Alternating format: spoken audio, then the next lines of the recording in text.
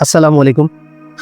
आज मैंने सोचा कि रिसर्च करूं कि व्हाट इज़ सक्सेस, कामयाबी क्या है। तो मैंने कुछ रिसर्च की, तो कुछ कुछ उस रिसर्च के नतीजे में मुझे बड़े हैरानकुन नताइज देखने को मिले। उन रिजल्ट्स में मुझे पता चला कि इंसान के नज़दीक सक्सेस के क्राइटेरिया या स्टैंडर्ड्स क्या हैं।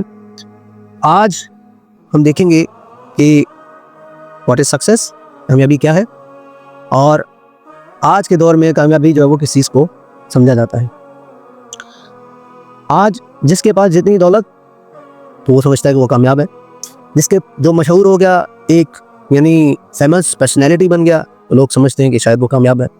जिसके पास ज़्यादा ताकत और दौलत है, या उसका उठना बैठना कुछ ताकतवर लाइक पॉलिटिशियंस या ताकतवर लोगों के साथ है, तो समझा जाता है कि यार ये तो बड़ा सक्सेसफुल पर्सन है, बड़ा कामयाब शख्स है।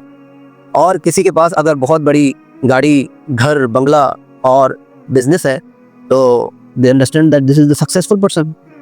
तो कामयाबी के जो ये स्टैंडर्ड्स हैं, ये हमने खुद से क्रिएट कर लिए।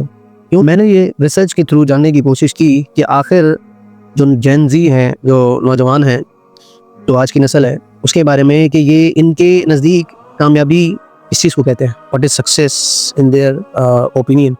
तो आई फाउंड शॉकिंग रिजल्ट्स, जिसमें ICI का एक सर्वे है जिसके मुताबिक 34.4% जो जेन ज़ी से ताल्लुक़ रखने वाले यूथ है, वो चाहती है कि उनकी ज़िंदगी का जो मकसद है वो सिर्फ़ और सिर्फ दौलत कमाना है। जिसमें इसके अलावा एक और सर्वे था, टुडे यूथ सर्वे, जिसके मुताबिक 78% नौजवानों का जो मकसद है वो बड़ा घर ख़रीदना है। इसमें एक और सर्वे था, हंच सर्वे के नाम मुताबिक, जिसमें 34.4% नौजवान बड़े से बड़ा कारोबार चाहते हैं। एक शॉकिंग जो है वो किस्म के रिजल्ट्स मुझे देखने को मिले, जिसमें MTV and app youth study का एक सर्वे था, जिसके मुताबिक 70% यूथ जो वो चाहती है कि वो दुनिया के अमीर तरीन लोगों में उनका शुमार हो। यानी आप क्राइटेरिया देखें कि 70% आउट ऑफ 100% जो है वो चाहते हैं कि वो दुनिया के अमीर तरीन शख्स बन जाएं। इसके अलावा और भी बहुत सारे सर्वे हैं जिनके बड़े शॉकिंग किस्म के जो है वो रिजल्ट्स थे।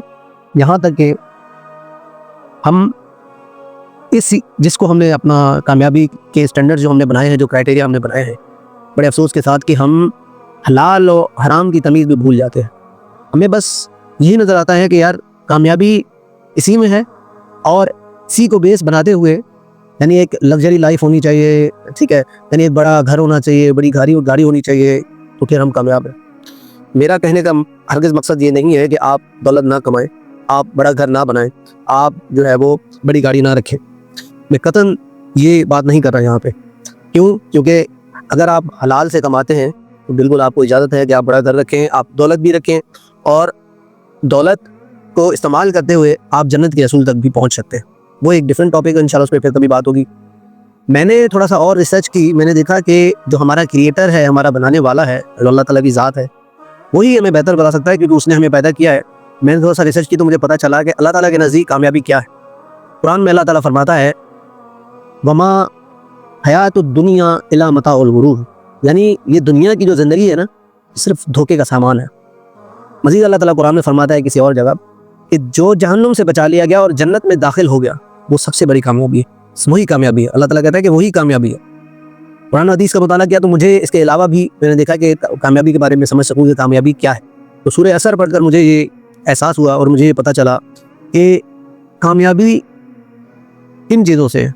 तो सूरह असर में अल्लाह ताला फरमाते हैं कि कामयाबी ईमान से है, कामयाबी वतवासौ बिल हक वतवासौ बिस सब्र से है। ये है कामयाबी कि अगर आप के पास ईमान है और आप नेक और सालेह अमाल भी करते हैं, और इसके अलावा अगर आप हक की दावत पर ख़ुद भी चलते हैं और दूसरों को भी हक की दावत पर चलने के लिए तलकीन करते हैं, उसमें जदोजहद करते हैं, और फिर जब आप हक की दावत पर चलेंगे तो आपको तकालीफ, मुसीबतें, मुश्किलात आएंगी, और उस पर फिर जब आप सब्र करेंगे तो ये सबसे बड़ी कामयाबी है। 3 सवाल हमें खुद से करने चाहिए। मैं चाहता हूँ कि आज आप खामोशी में बैठें, अकेले में बैठें, और अपने आप से लाजमी ये 3 क्वेश्चंस करें। इसमें पहला क्वेश्चन ये है कि क्या मेरे अंदर वो ईमान मौजूद है जो अल्लाह ताला ने सूरह असर में फरमाया?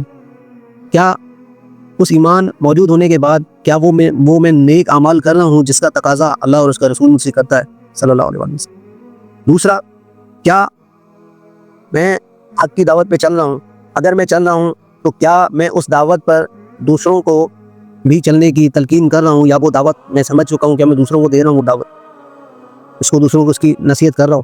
اور اس کے علاوہ کیا میں دوسروں کو اور خود کو صبر کی تلقین کر رہا ہوں, یعنی جب مجھے دعوت دینے میں یا اس رستے میں چلتے ہوئے مجھے اگر کوئی تکالیف مشکلات پیش آ رہی ہیں تو کیا میں بے صبرا ہو کے جو ہے وہ کچھ غلط جو ہے وہ ڈائریکشن میں جا رہا ہوں, یا میں صبر کرتے ہوئے اور اس کا حل قرآن و سنت سے نکالنے کی کوشش کر رہا ہوں یا نہیں کر رہا ہوں. تو میرے بھائیوں, کامیابی کا جو یہ معیار ہے, جو اسٹینڈرڈ ہے, جو کرائٹیریا ہے, وہ یہی ہے کہ اگر آپ ان 3 چیزوں پہ چل رہے ہیں تو آپ کامیاب ہیں.